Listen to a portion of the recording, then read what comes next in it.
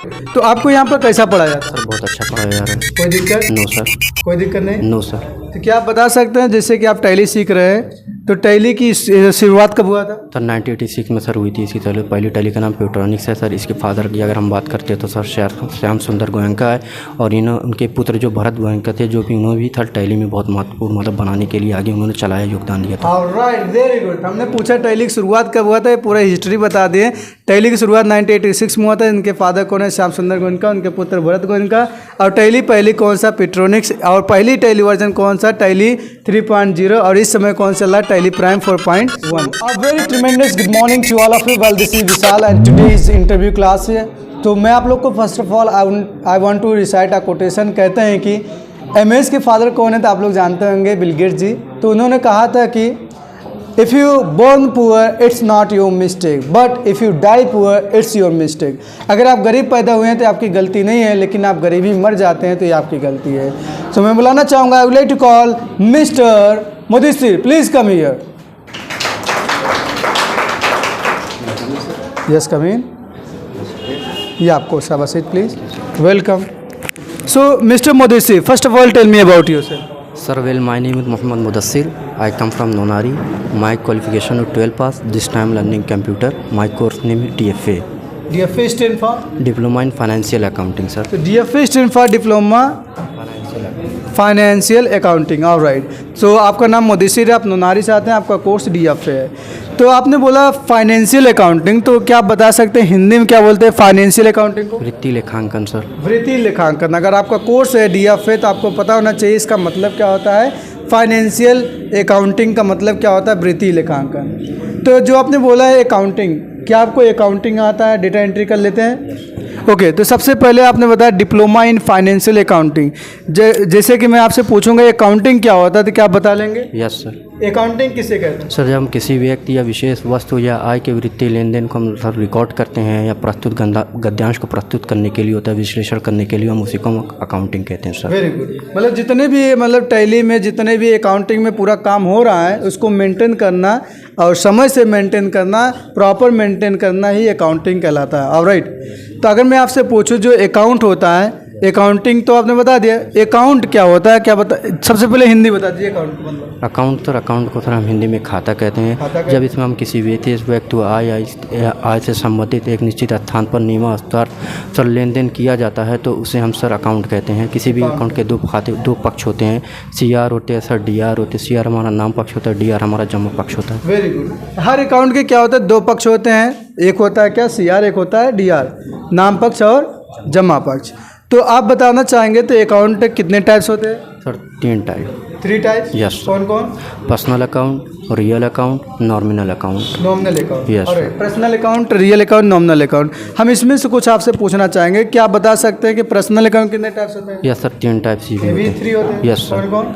Personal natural personal account, artificial illegal personal, yes sir, और representative personal account. Representative account. Yes sir. Real account कितने types होते हैं? Sir 2 types होते हैं। कौन कौन? Tangible account, intangible account. क्या आप बता सकते हैं नॉमिनल अकाउंट के कुछ एग्जाम्पल?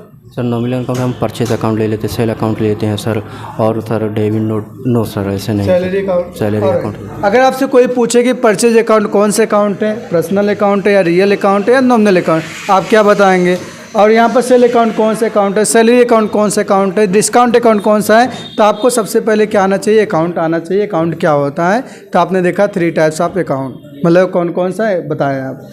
तो सबसे पहले आप बता दीजिए कि आपने अकाउंट बता दिया, तो अगर मैं आपसे पूछूंगा टैली में टोटल ग्रुप कितने होते हैं? सर 28 होते हैं। Yes sir. तो टाइप्स कितने होते हैं? सर 2 होते हैं। कौन कौन? प्राइमरी ग्रुप, सब ग्रुप। प्राइमरी ग्रुप, सब ग्रुप। तो अगर मैं आपसे पूछूं 5 ग्रुप का नाम बताइए, बता लेंगे? Yes sir. Sir number 1 capital account, number 2 sir liabilities, number 2 current liabilities, loan liabilities, ये fix asset, current asset. All right. ज़्यादा बता दिए, 5 पूछा था, 6-7 बता दिए। ऑलराइट। तो आपको यहाँ पर कैसा पढ़ाया जाता है? सर बहुत अच्छा पढ़ाया जा रहा है। कोई दिक्कत? No sir. कोई दिक्कत नहीं? No sir. तो क्या आप बता सकते हैं जैसे कि आप टैली सीख रहे हैं तो टैली की शुरुआत कब हुआ था? सर 1986 में सर हुई थी। इसकी पहली टैली का नाम प्यूट्रॉनिक्स है सर। इसके फादर की अगर हम बात करते हैं तो सर श्याम सुंदर गोयनका है, और उनके पुत्र जो भरत गोयनका थे, जो कि उन्होंने भी थर्ड टैली में बहुत महत्वपूर्ण मतलब बनाने के लिए आगे उन्होंने चलाया, योगदान दिया था। Alright, very good. हमने पूछा टैली की शुरुआत कब हुआ था, ये पूरा हिस्ट्री बता दिए। टैली की शुरुआत 1986 में हुआ था। इनके फादर कौन है? श्याम सुंदर गोयनका, उनके पुत्र भरत गोयनका। और टैली पहली कौन सा? पेट्रोनिक्स। और पहली टैली वर्जन कौन सा? टैली 3.0। और इस समय कौन सा चल रहा है? Tally prime 4.1।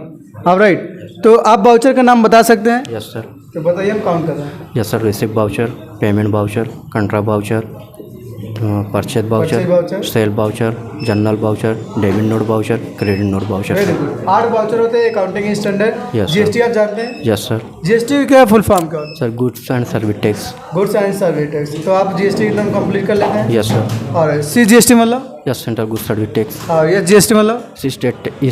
State and goods service tax. IGST मतलब?